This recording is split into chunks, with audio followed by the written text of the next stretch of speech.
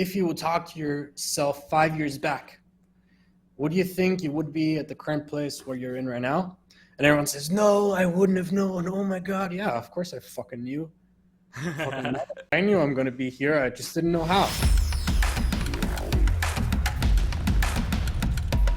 Hello everyone, I am Eddie, and in this video I will speak to Jem. He's a very special guest.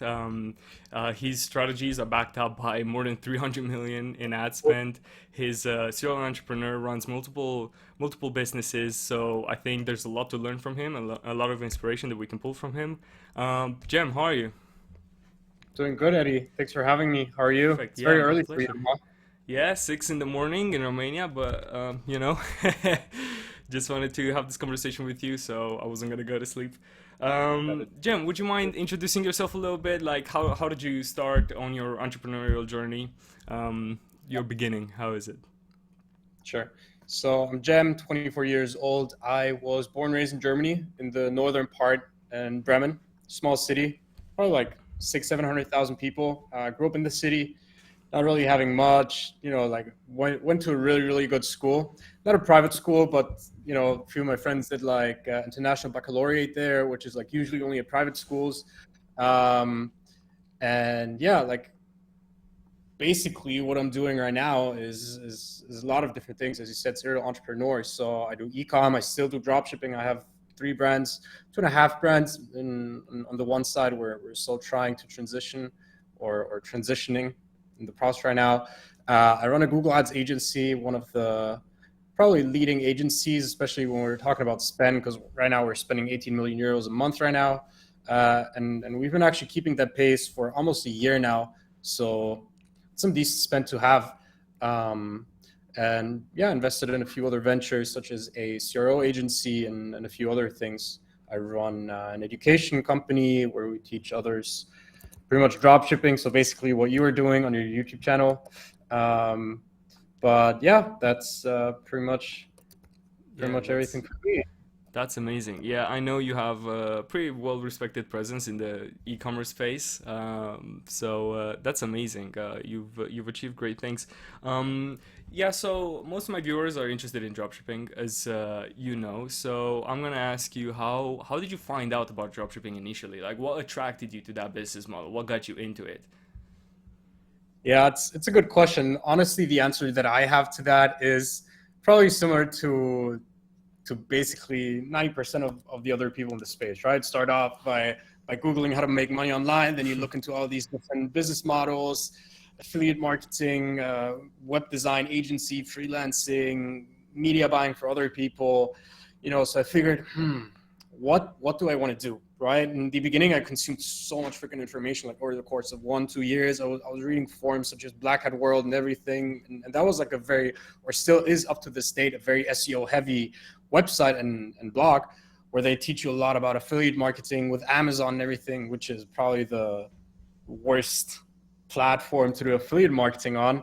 Um, and a lot of SEO things, a lot of gray hat, a lot of black hat things. But yeah, it started with looking up how to make money online or like, and then you start seeing all these videos from these people in 2015, 2016, Dan DeSilva and all these other guys. Shout out to Dan. But, back then when someone did 40K in a month, you were like, damn, that's a lot of money, right? Because it's like mid 5-figure revenue. But at the end of the day, you don't know that the revenue is not profit, right? But Yeah. still 40K, it's so impressive because like back then I was still in uni, you have to understand, right? I was 18, I moved away from my hometown, moved to a different city, had kind of like a new starting, no one knew me, had a whole new circle of friends and everything. And I remember at the end of the month, I had like €5 left in my bank account. And 1 month, like nothing. I had no savings, no nothing, right? And at the end of the month, because I had to get all the furniture and everything, it was like partially furnished, but still like I had to get stuff. And I didn't get anything from my parents because there was nothing, right? So essentially start off by basically doing some affiliate marketing for free. So posting in Facebook groups, hey, I'm doing websites for free, blah, blah, blah. And then I was just, getting the affiliate money of Bluehost, for example, and HostGator. And I think it started off with 40 $5 per sign up. And then you could just take like a Wix template or whatever, an Elementor template, just plug and play, change like a few things, 2-3 hours. And I was like, damn, like I can do this from home, 2-3K a month. But this is kind of like how everything got started. So first start off drop shipping, buying traffic on Fiverr, not knowing what the hell I was doing. And I had like 20,000 sessions on my dashboard. I was like super proud. I was like, yeah, I even posted on Facebook. I was like, yeah, crazy, this traffic and everything. And then like I didn't even have an add to cart and I didn't understand. I was like, wait, so I had 20,000 people and none of them was adding to cart. Like there has to be something wrong about this, right? And I mean, of course, like if I ask you right now, like, would you buy traffic on Fiverr? Of course not, because it's like bot traffic. But yeah, that's how I got started.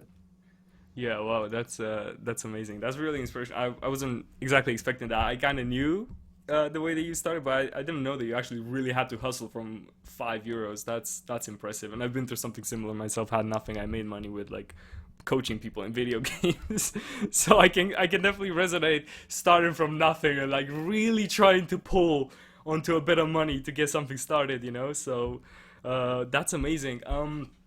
A lot of people that watch us are beginners and they're trying to start their e-com journey. How much money did it take? Like, how much money did you burn rather through until you finally found your winning product as it is in dropshipping? How much money did you lose until you finally are like, okay, I got it. I'm making money constantly right now, even if it's, I don't know, $500 a day, €500 a day, whatever it is. How long did it take you, and how much money did you go through? Yeah, good question. I've actually never been asked that question. Like people ask me how my first store went, but no one asked me like how much money it took. So I'm gonna tell you both. The first store went like that. I opened it with a friend of mine. He had a credit card. I didn't have a credit card, so we could use that money from the credit card. And he didn't have stacked parents that were rich or something, right? But he had some money, and we were like, yeah, we'll go 50-50, whatever. We'll figure it out from the go. So started with like buying fake followers, buying some fake shout outs and shit from like bot accounts and everything, and buying this fake traffic and just like looking for some way to make money because I knew about Facebook ads, but I didn't know video editing and I didn't know you could just rip stuff like, The classic. everyone is right now, or rip from the US and take it to the EU, to like Sweden or Denmark or Germany, whatever it is. So started off, burnt some money. Probably like 250 US, so not much, Wait, right? $250? That's all? Yeah, so here's the thing. This is the first store that didn't go well, right? So Okay. 250 spent, no sales, no nothing. And my friend, after like 2 or 3 months, he was like, nah, it's not for me. I need to focus on my studies and everything. I was like, yeah, fair enough, whatever, right? I'll just do it alone. Would be cool if you could just keep your credit card blocked and whatever I owe you, I'll send you, don't worry.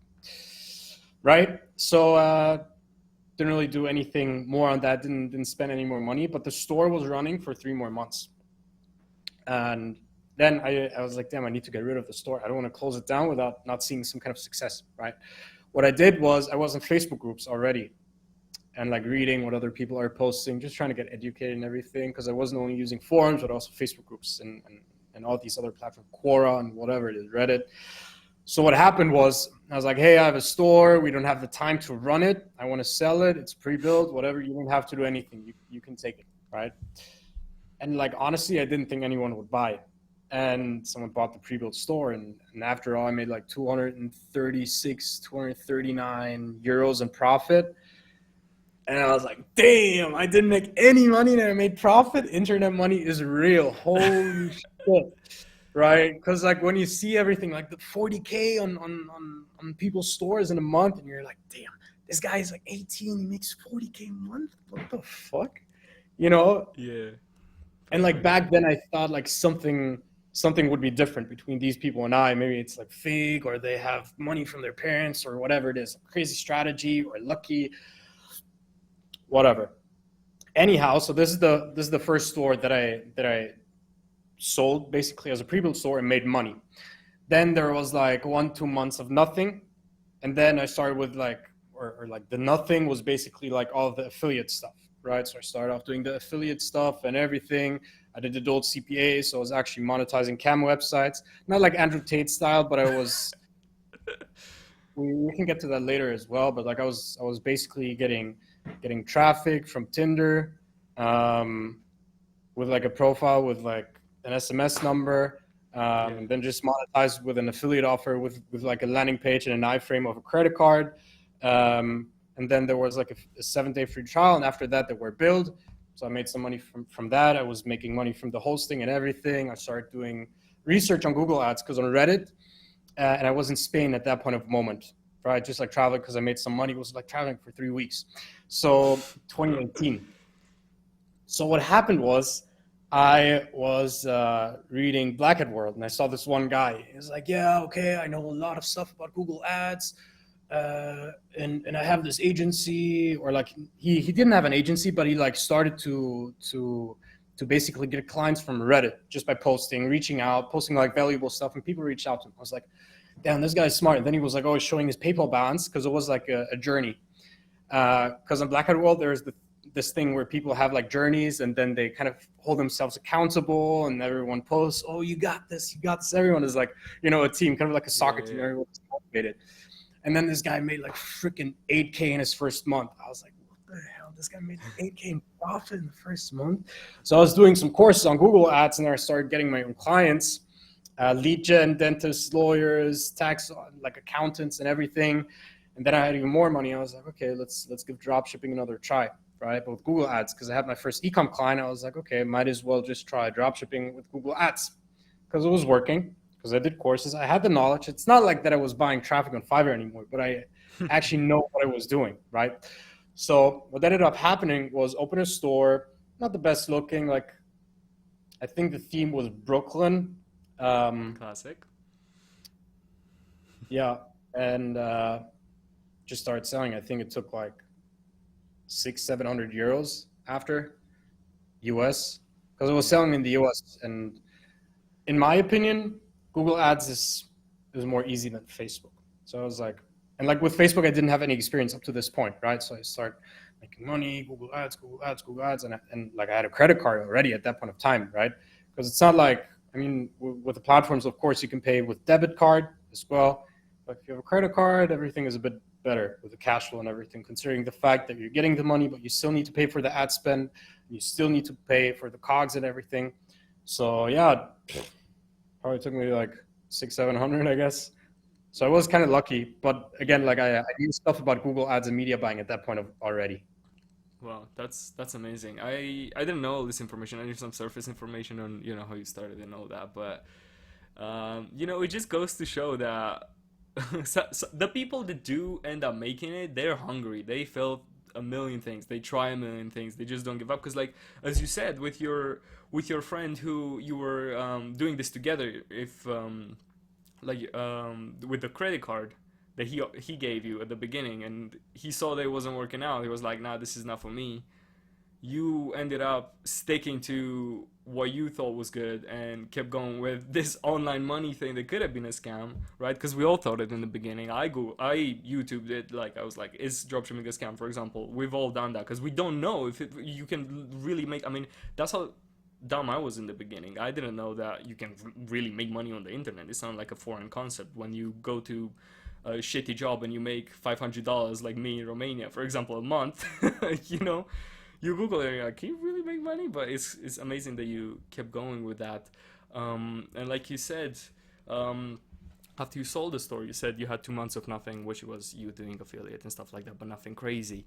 That's kind of how it is with dropshipping, ups and downs and bans and stuff like that. And we're all going through that, and I'm a million percent sure that you've gone through that. I want to ask you something deeper. Have you ever, because when you've been through one of those downs, and when it spikes down, it feels as bad as it feels good when it spikes up. Have you ever been through some time when you felt like giving up? Have you ever thought of giving up? When you were really down, things weren't working out for a while. Has it ever crossed your mind, dude? This is not too safe to continue doing this? Quick intermission here. If you're enjoying Jem's story, let me know in the comments and like this video. I just wanted to let you know that right after I finished this 1 hour call with Jem, he told me that he'd be up to do a live Q&A in my Discord, Mavenport. Mavenport is a community of almost 5,000 people where I teach everyone everything that I know about dropshipping. A lot of people use the knowledge that they gain from there to go on to make their first $1,000, $2,000, and even $5,000 a day. So if you're interested in learning more about dropshipping and taking part in this Q&A with Jem, where he'll answer all our questions, then join Mavenport. I left the link in the description of this video. Now keep watching, because later on in this video, Jem is going to tell us how he tests products with Facebook ads. Yeah, I've been there. So many times actually. And here's a funny backstory. So in 2016, I finished school, and there was like this yearbook, right? And everyone was like, there was like a question that you could answer. I think there were like 6 questions in total, with like funny moments and everything, and this and that. And then there was like one question: where do you see yourself in 10 years? And I just wrote millionaire, because like the way everything works in my life was, it never mattered how much I ended up procrastinating or anything, or even for an exam or whatever the fuck it was. Because at the end, I always got it done, and I always progressed, right? It's not like, I mean, of course, I hit brick walls and everything, but it's not like I hit big brick walls actually. But, you know, at the end, it still is like everything is still moving forward, right? It's kind of like, because in my opinion, dropshipping is like problem solving. You have an account ban, you need to have a backup page. What do you do about your feedback score? You need to buy feedback score, whatever. You need to have some kind of way to circumvent feedback. Maybe that is even a page without feedback score, whatever it is. Like thousands of options, like Google Ads, suspicious payments. So definitely there have been like many bottlenecks and issues, not only like in business, but also personal, where I was like, oh fuck, I don't want to do it. And I had like anxiety, and I was depressed about the shit that it wasn't working. Especially, I remember exactly that when I bought the fake traffic on Fiverr, I was at a girl's place, right? I ended up staying at that girl's place, and I was just looking at this freaking dashboard, hoping someone would freaking check out, right? Because I couldn't monitor it, but I was like, damn, okay, live view, someone needs to add to cart, and nothing happened. I was so depressed. I was like, fuck. But like so many times, like even up to this day, like I had some stuff going on last week, and then I wanted to consult with a good friend of mine. I was like, bro, like, do you have some spare minutes to talk? Like, there is like something in my life that is a bit hard, and I would love to know how you would deal with it, basically.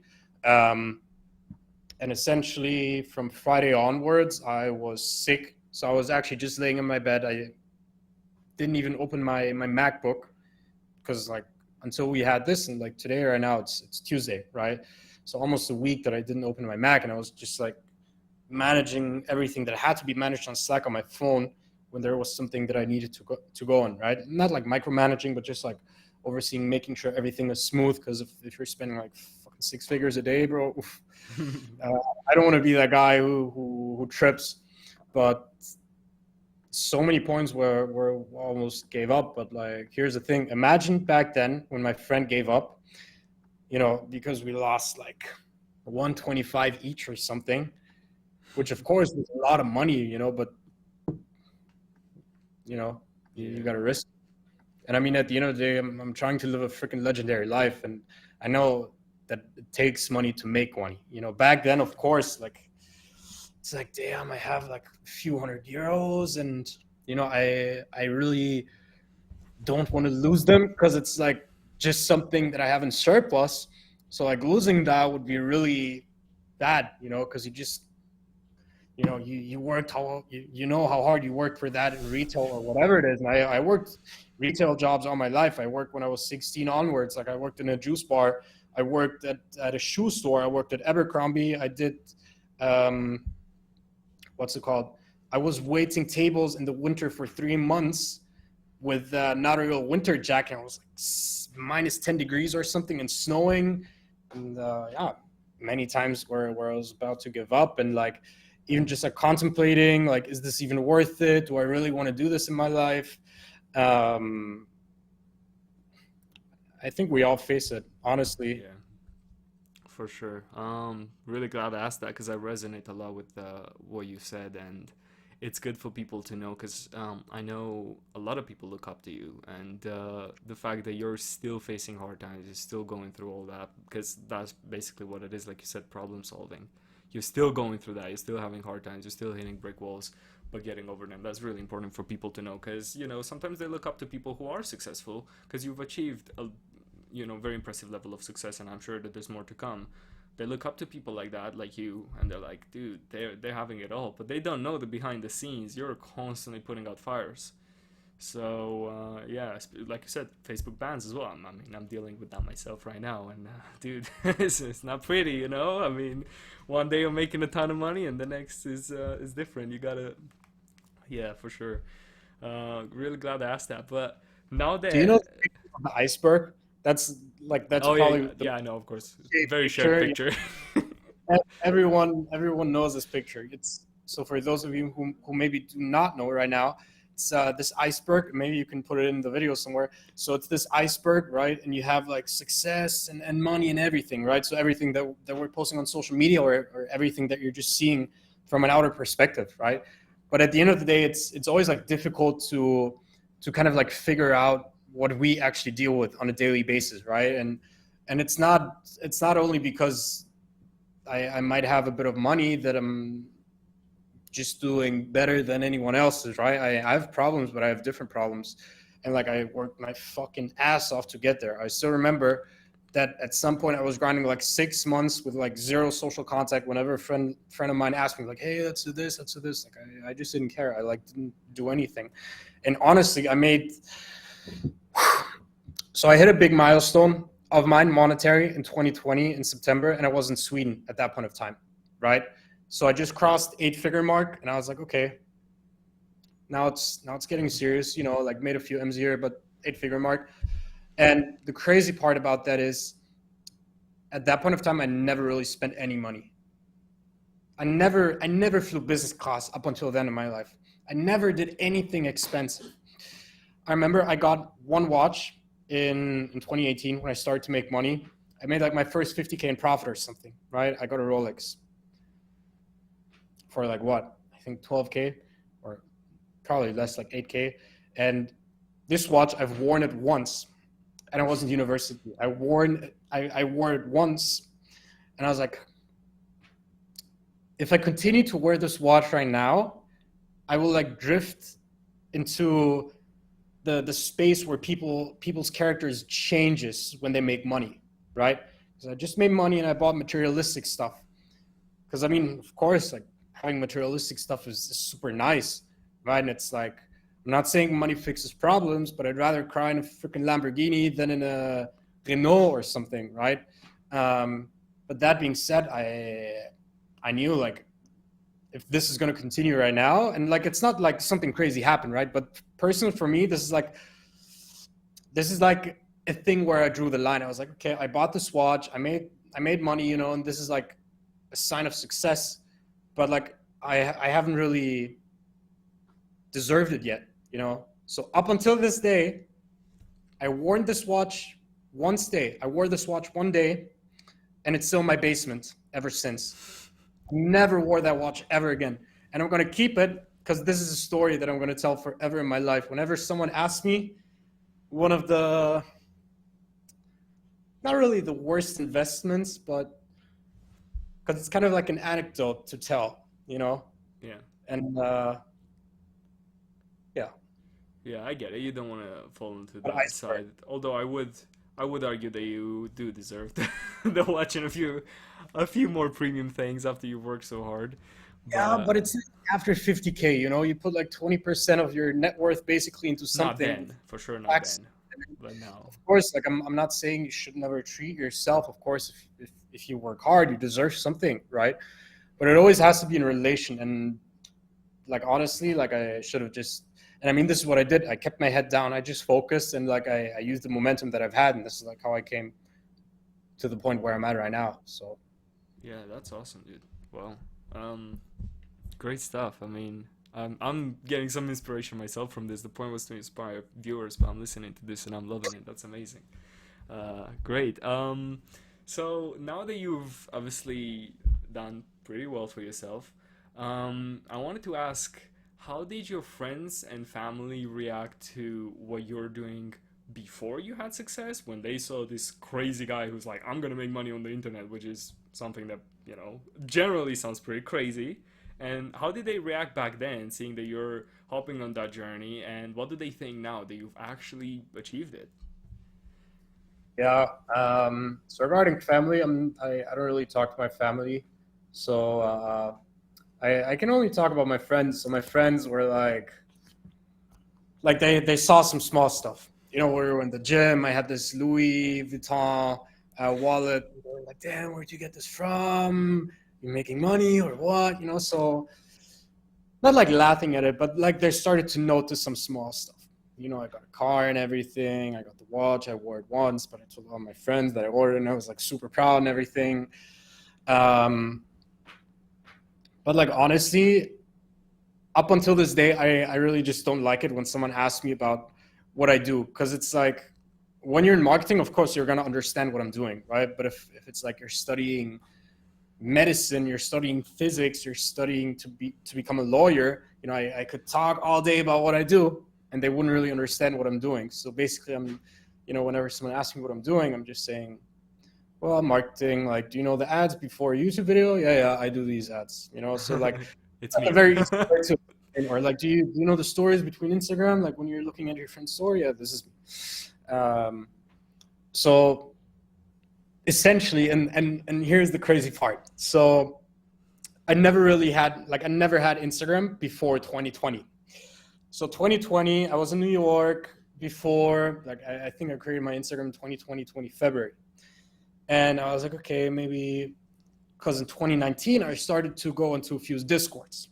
There's this one Discord from Miko, from Anomi. Yeah.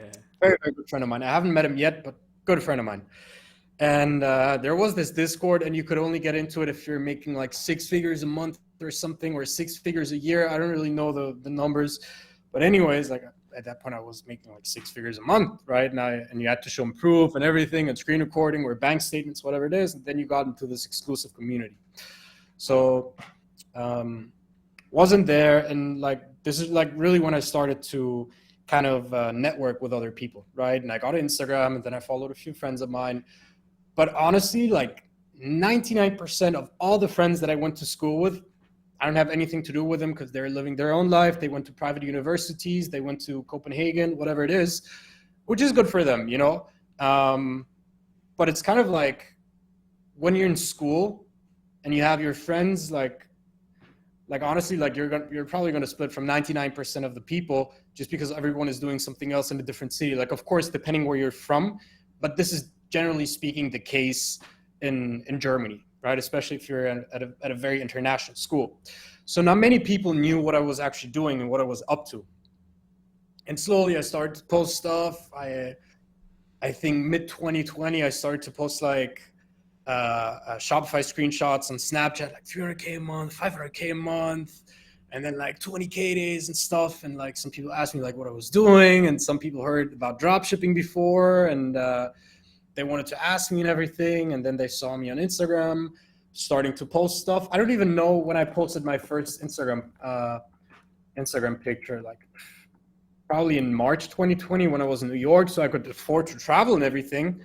You know, like I could already in 2018, but I never really traveled before. And I think up until this day, I went to 28 different countries. I have like 20 more flights this year. I'm going to go to Albania, Australia, New Zealand, Fiji.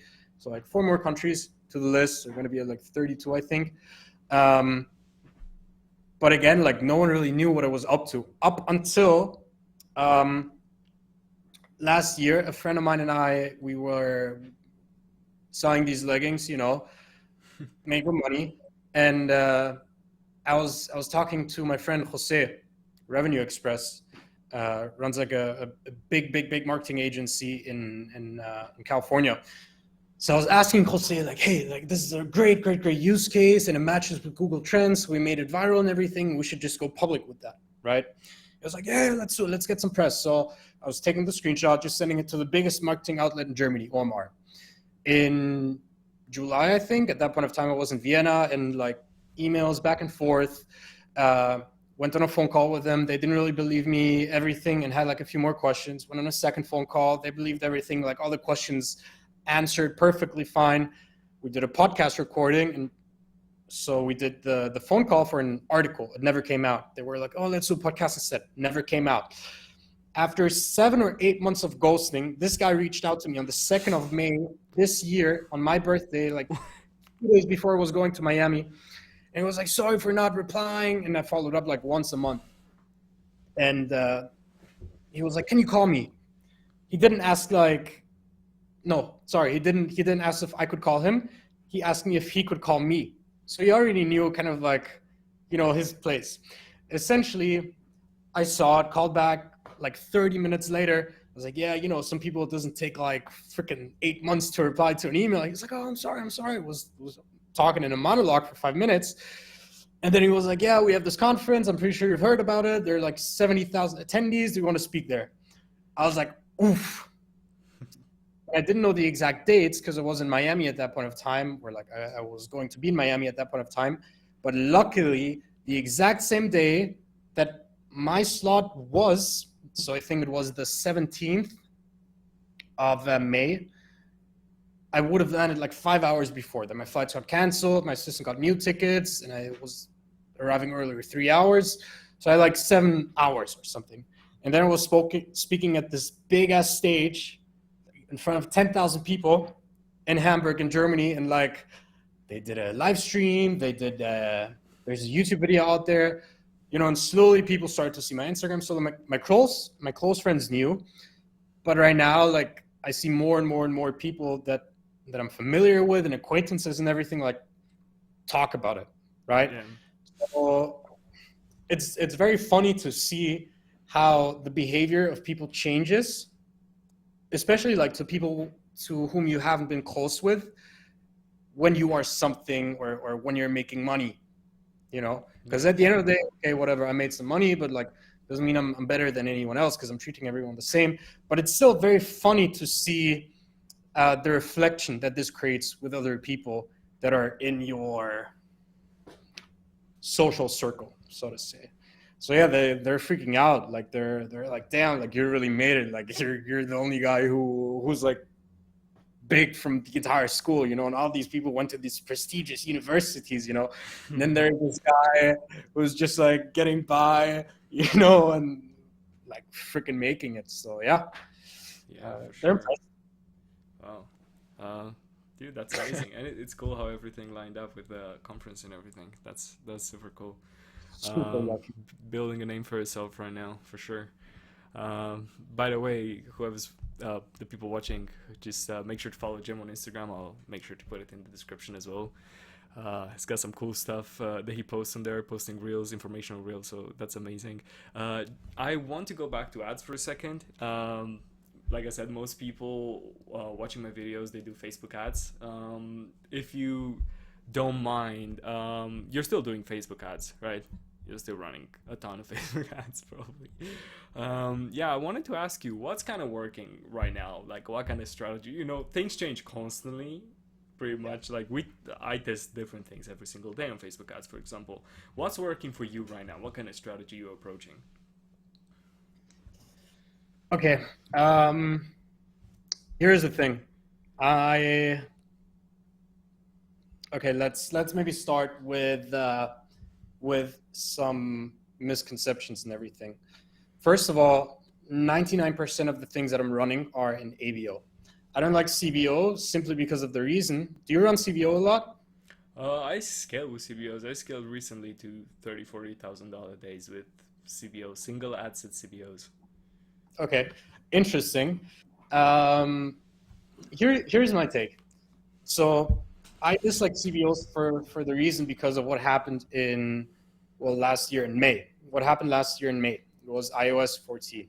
So because of iOS 14, there was like an update on Apple where they're basically making the users opt in whenever they open an app. Like, hey, do you want to be tracked by that app for ads? Yes or no? And of course, no one wants to be tracked because everyone is listening and blah, blah, blah. So everyone says no, right? And what happened is that, first of all the breakdowns were, like most of the breakdowns were taken away. So now you're not, and like the data is just missing, you know, because the opt-in rate was like, I didn't even know the opt-in rate, but it was very, very low. So a lot of the data is missing within Facebook ads. So what's going to happen is that whenever the data is missing, Facebook is not 100% able to optimize properly.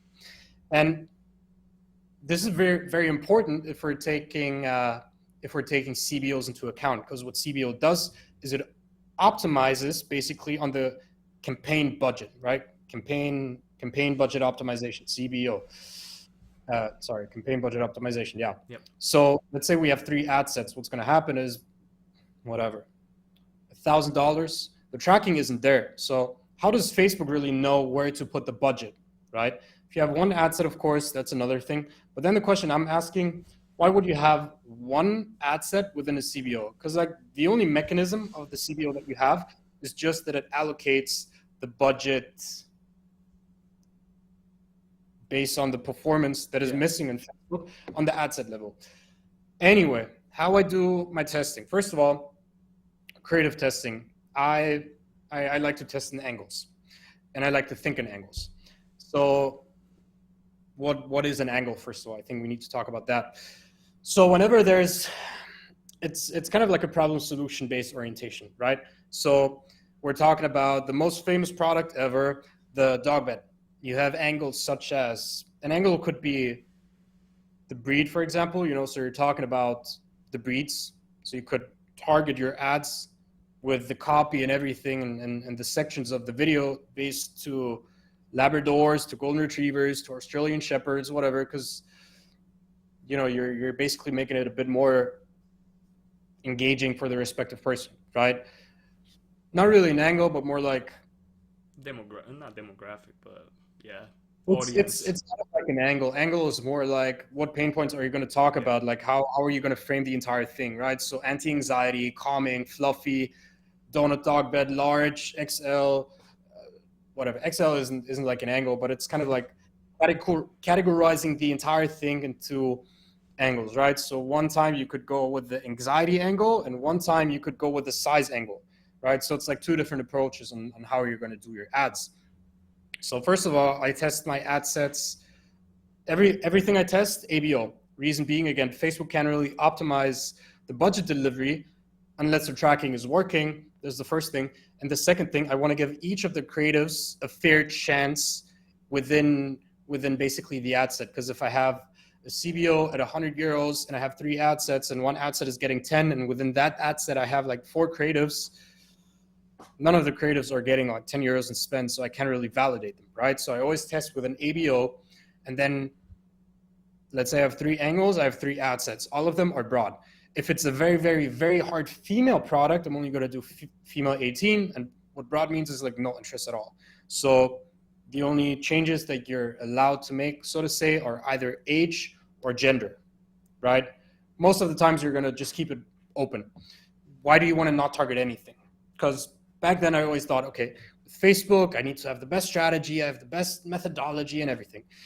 Freaking bullshit. Like there are so many different approaches to media buying, and everyone and their mom has like the strategy. Of course, there are like some strategies that you can use, but at the end of the day, your creatives just need to crush. That's like the most important thing. 95% is creatives, probably like 80% creatives, then a bit your offer. So what you're selling, how you're going to differentiate yourself from the competition. Because like, you know, everyone has the same price and everyone offers free shipping and drop shipping. So it's like, how do you really make everything a bit more competitive, right? So good book recommendation, $100 million offers by Alex Hormozy. It's not like a thing that only applies to like gyms or whatever. It applies to everything, because it's like the concept of it is like amazing. So I test ABO, X amount of ad sets, and X is the amount of angles that we have. Let's say 3 angles, each ad set $50, and then up to 4 or 5 creatives, depending on the variations that I have. And the variations that I make are going to be either thumbnail or hook or scroll stopper, basically these 3 things, right? Section of the video, mainly going to be the same. I barely test, like I never actually test copy when I start off, because it's like same copy, potato. Only switching up the copy whenever there's a different angle. But like I don't want to test too many variables. At the end of the day, I only want to test one thing and isolate one thing so I know what really drove the change, right? Because if I make 3 changes, I don't really know, like, of course, I know this creative is better than this, but I don't know why, right? So I need to figure it out by testing more. This is the testing. Then I test on lowest cost, of course. You can test with cost cap or bid cap because you don't have data. It doesn't make sense. Yeah. I raise budget instead of duplicating. So I raise the budget within the creative testing up until, and like Facebook says, only 20%, 30% every 2-3 days. Here's the thing. On Facebook, there is something called learning phase. Learning phase happens within the ad set level. Learning takes place in ad set level within Facebook every single time. The only learning that takes place on campaign level is within a CBO for the budget optimization and the budget delivery. So what you want to do is raise the budget by like what? Give it like a $50 bump from 50 to 100. Give it like another $100 bump. And the problem with lowest cost is you can't raise it indefinitely. At some point, the ad sets that you have with lowest cost, they're going to crash just because lowest cost is not designed to be scaled to like thousands of dollars a day. It's meant to test, to sustain, because you want to scale with manual bits. So the max I scale is like $700, $800 per ad set on lowest cost. This is like creative testing, right? And generally speaking, the creative testing already is profitable. So it's not only testing, but it's also giving me some nice scale. I can get creative testing up to like 2, 3, 4, 5K a day in ad spend, just depending on how much creatives I have, of course, right? So this is creative testing. Then interest, I barely do interest. You can test interest, especially in smaller markets. It makes sense because if broad isn't working and you're not hitting a great pocket of audience, it's like, okay, I might try some subsequence, sub-segments of interest, right? Sometimes works better, especially in like European countries, in my opinion, especially Scandinavian countries. And same thing applies here. So you have one angle, basically one interest, same creatives, right? Or like you don't even change the angle, but you have one angle, and let's say you want to test 5 interests, you have one angle, 5 different interests, same creatives. Because what's going to happen is, again, you're going to be isolating and you're just changing out the interests. So you're getting, you have one campaign creative testing, one campaign interest testing, and then once everything is working, you can just get the spend up, raise the budget. I don't like duplicating because, again, learning takes place on ad set level. If you duplicate, you're going to get some scale, but the main problem about this is you're not really going to get out of learning phase. And learning phase, 50 conversions within 7 days on ad set level. And what's going to happen after is the performance is going to be more smooth. You're giving Facebook more signals, which basically indicate, okay, we're making X amount of sales. You're feeding it more data. You're getting more accurate with the tracking. You can actually start bid testing. So whenever you're making like 1, 2K a day, whatever, you can start cost caps, whatever. Send it into a broad ABO, take the creatives that were working, isolate the angles, and just test cost caps and bid caps in different campaigns, of course. How I would test cost caps, basically NCAC less or equal to NCAC, so new customer acquisition cost.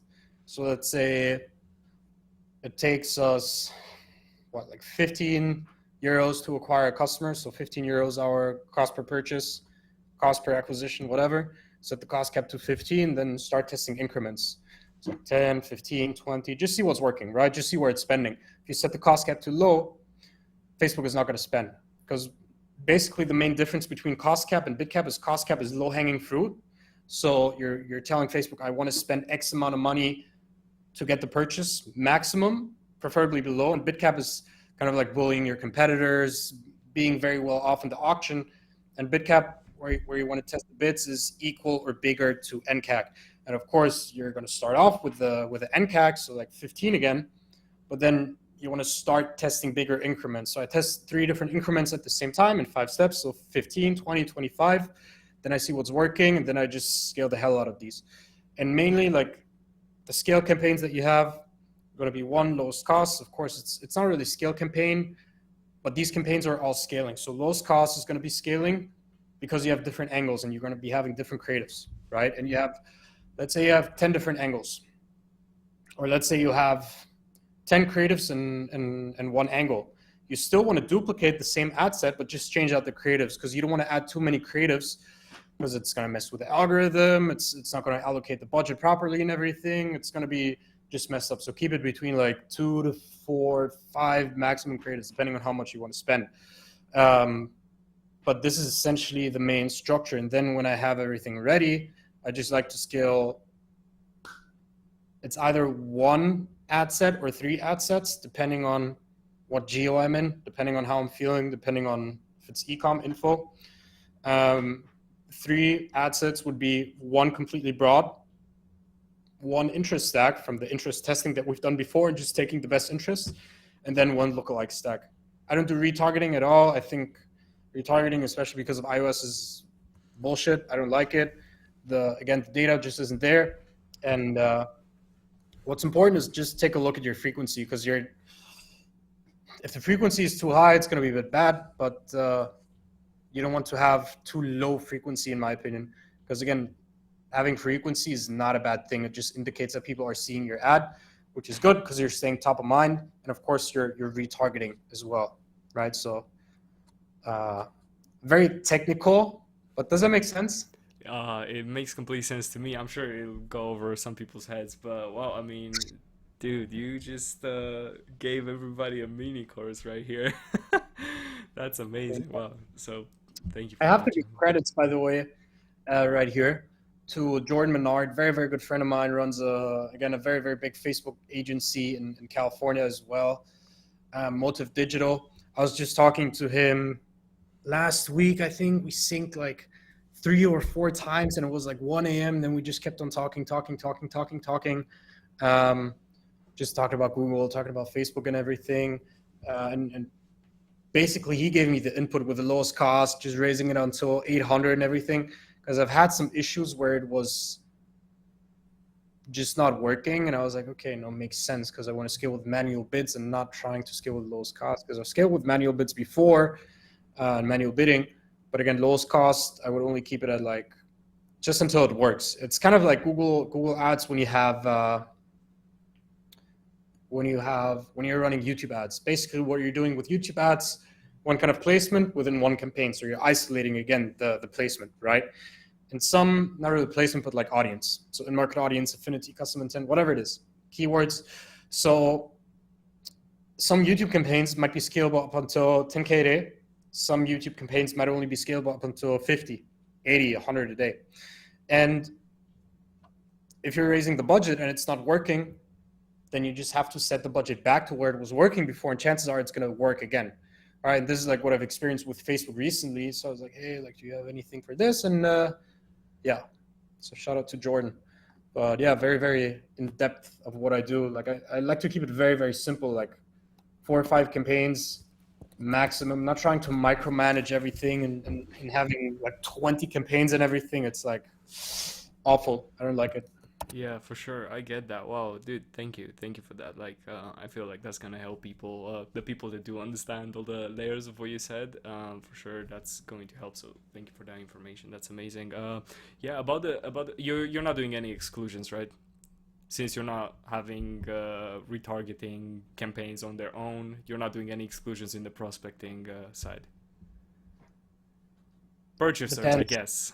Sometimes purchasers 180 days, yeah. Yeah, But but that's other not than the only that, yeah, I get that. thing. Because Facebook's Because just I not want to collecting. focus on new customer acquisition. Like retention comes in when you have, of course, like you can have one dedicated campaign just for purchasers and excluding everything else.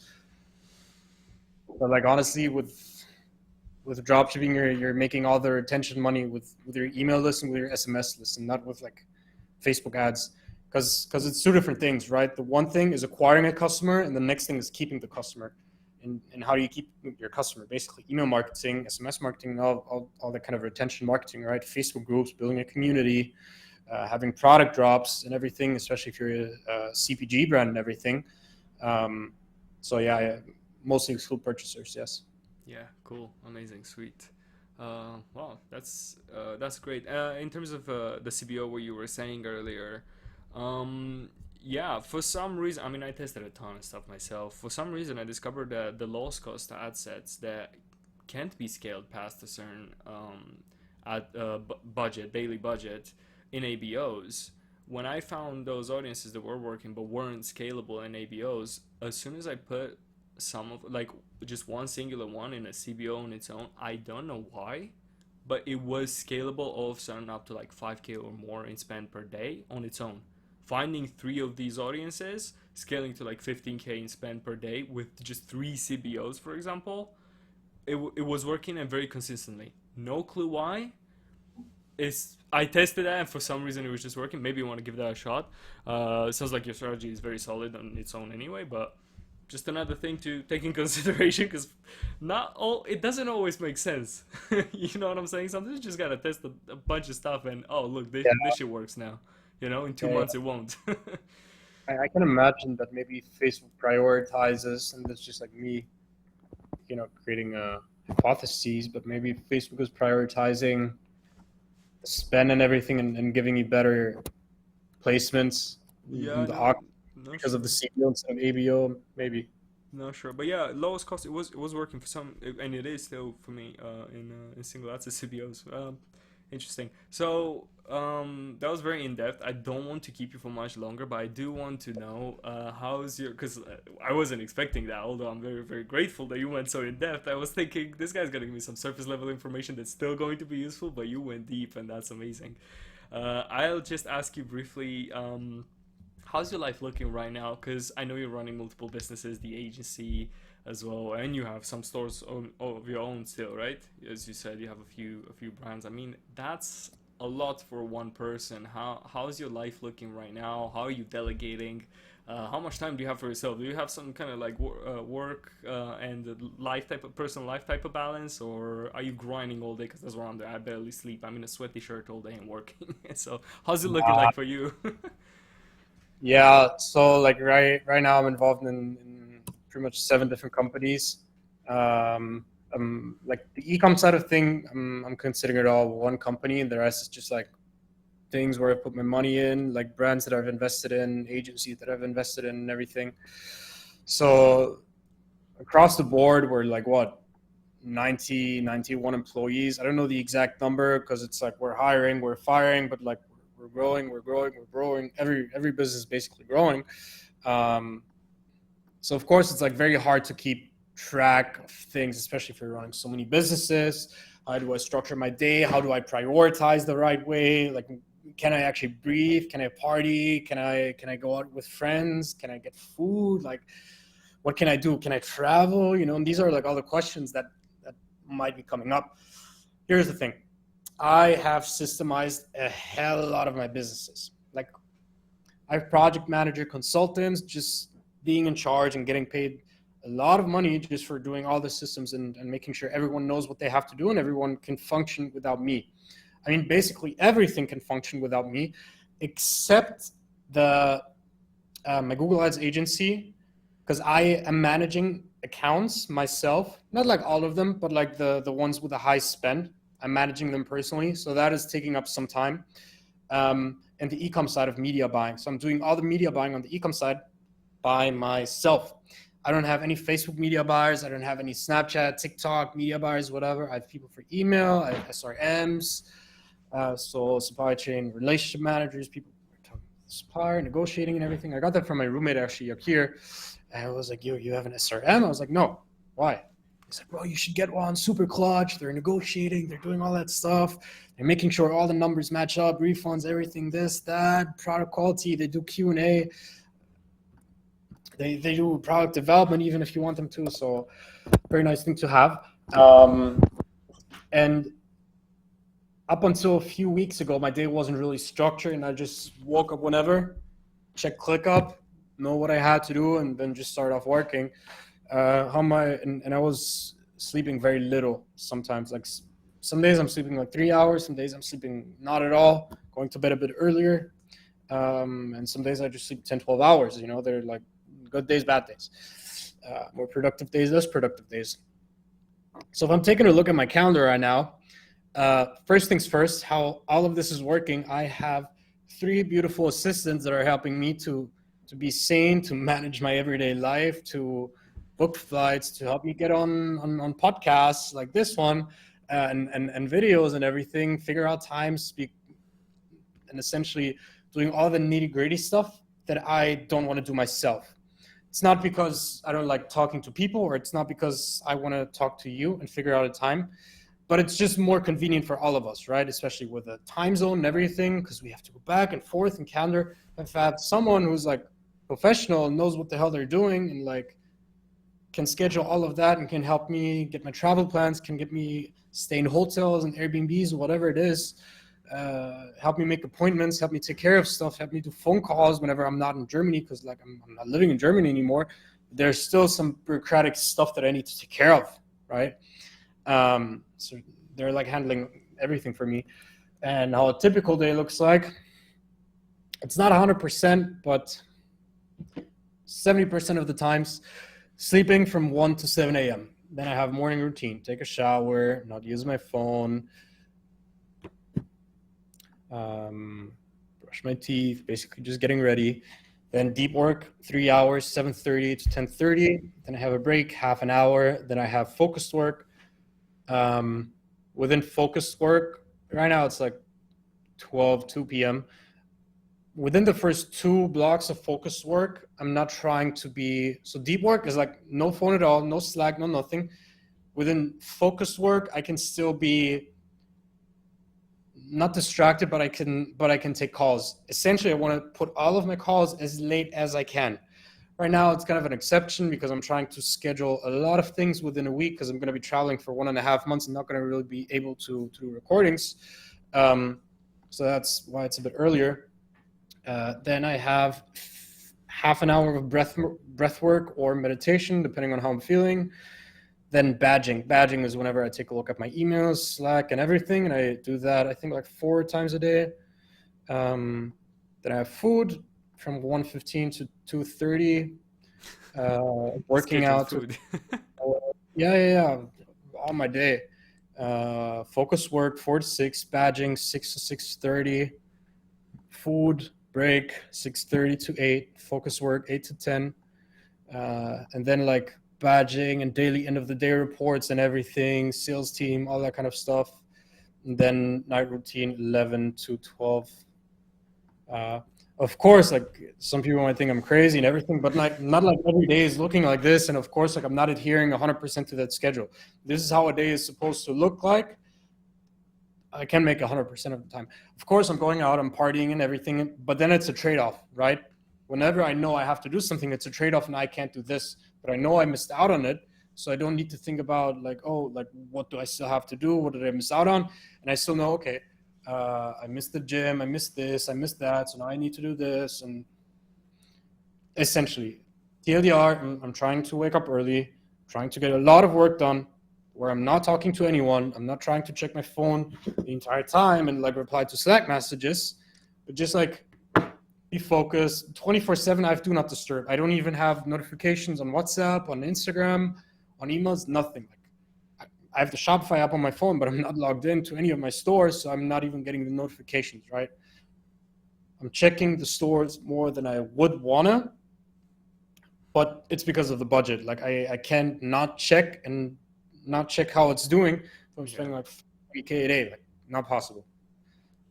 But essentially, that's how it looks like, and this is how I'm not able to, or how I don't have to take care of everything, because I have a great team, I have employees that I can trust, I have great assistants that help me manage everything, I have great operations manager that take care of everything. On the ecom side, it's still developing right now. We're building the team, because it's ecom mainly for me was customer support, because I always did everything. I built the store, I did this, I did that. And now I'm like, I still built the stores, but like with this one new company that we have,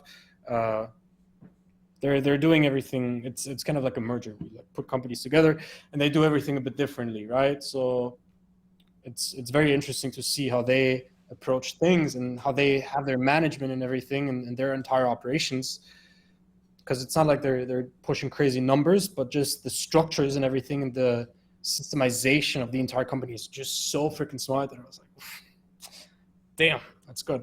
So yeah, that's how I manage everything.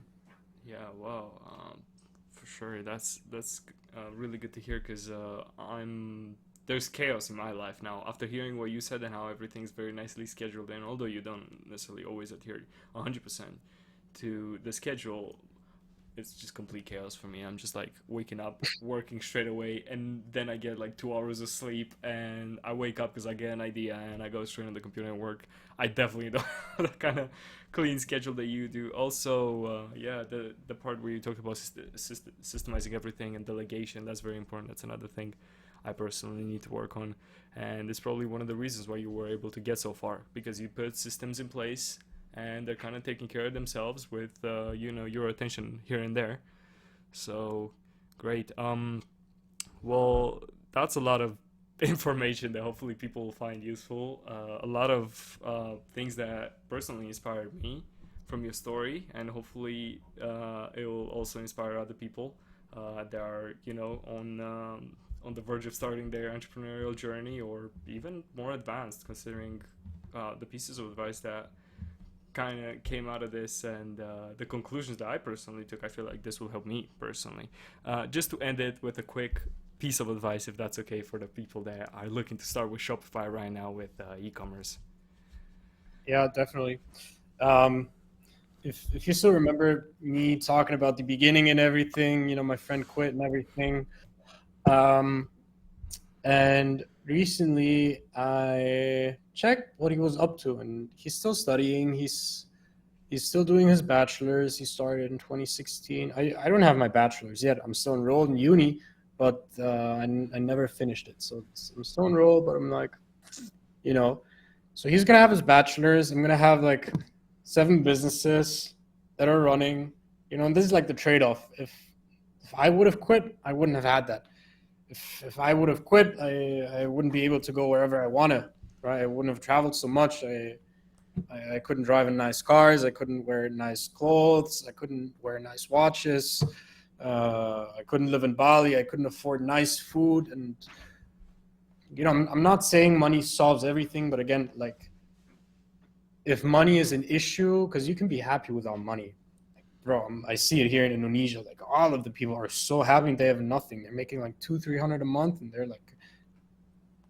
they're probably living a better life than me, because they're not, they don't know it any other way, right? But for us Europeans, we see all of this high life and everything, and it might be nice, but personally for me, money was always an issue. So not having to worry about money was probably the biggest motivator, because I knew like I'm gonna make it, kind of like all the times before, but I just didn't know how.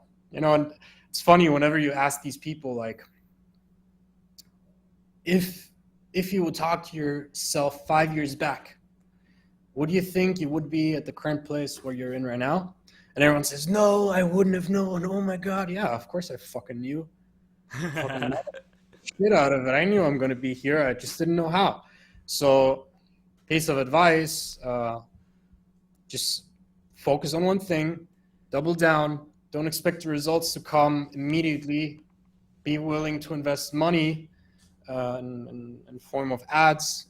Very important. You can get started, like, honestly, the easiest way that people are getting started, even like these young kids, they're like 14, 15 on TikTok organic. They're just taking their phone, recording some videos and making like bang, like, friend of mine, he's only doing organic, and I think he made already like 3 or 4 mil at like 50% profit margins within a year and a half. Freaking crazy. So maybe summarizing, biggest takeaways. Just get started. Don't worry about taxes and everything. You're going to figure that out later. No one is going to bust your ass open for making 5K in revenue. Be consistent. Know that you have to make some kind of trade-offs. It's like, okay, now I'm not going out with friends. No, I'm not going to buy that cocktail. No, I'm not going to buy that drink. No, I'm not going to buy that beer. No, I'm not going to buy that stupid expensive food that I'm eating, but I'm just going to settle for rice and chicken or whatever it is. Make sure to gather up some money, to save some money, and again, have the trade-off. Compound effect is the 8th wonder of the world. Again, you're not going to make it today. You're not going to make it tomorrow. You're not going to make it within a week, maybe not a month, but all that matters is you're starting, and all the work that you're going to put in, it's all going to compound, right? It's kind of like a graph, slowly building up, kind of like if you take a look at the Amazon revenue, nothing, boom, like an insane stock price and everything. So don't give up, believe in yourself, have money to invest, maybe even for a mentorship if need be. Sometimes it's better to invest money into something where other people have made the mistakes. Not saying it's necessary. Some people, it helps for some people don't need it. Depending on what you want to do and how much money you have or how much time you have to invest, right? Because the trade-off is going to be, do you invest a lot of time or are you going to invest a lot of money? So it's a trade-off you need to make between yourself. Both definitely works. But I got started without a course or anything, and I just learned the hard way. And eventually taking a bunch of courses and reading a lot of stuff online and reading blogs, reading Twitter, reading this, reading that, following influencers, watching YouTube videos, especially YouTube videos like these. They're free, so like, yeah, there's like no difference between me or you or anyone. The only difference the only advantage that we've been in this for a bit longer and we've worked a bit more on this. And like we've had a head start. Now it's 2020. It's still a great time to get into. Dropshipping is not dead. It's not going to be dead. It's not going to be dead in 5 years. E-commerce is only growing. E-commerce will always exist. So yeah, that's a few takeaways. Sweet. That's very valuable. I feel bad for the people that didn't watch the whole way through through this video because that's amazing. You were not superficial with any of these answers, so thank you so much. That's very valuable information that I'll take and that viewers will take. I appreciate you, Jem. Thank you so much for having this conversation with me and for sharing your experience with e-commerce and business in general. I appreciate you very much, and yeah, thanks so much. Thank you so much for having me, Eddie. Pleasure. So there you have it, a 1-hour conversation with an absolute beast of a businessman. If you learned anything and took any inspiration from this, then please like this video and let me know what your favorite part was in the comments. Don't forget to follow Jem on Instagram, his link is down below, and while you're there, click on the invite link to my Discord as well. See you there.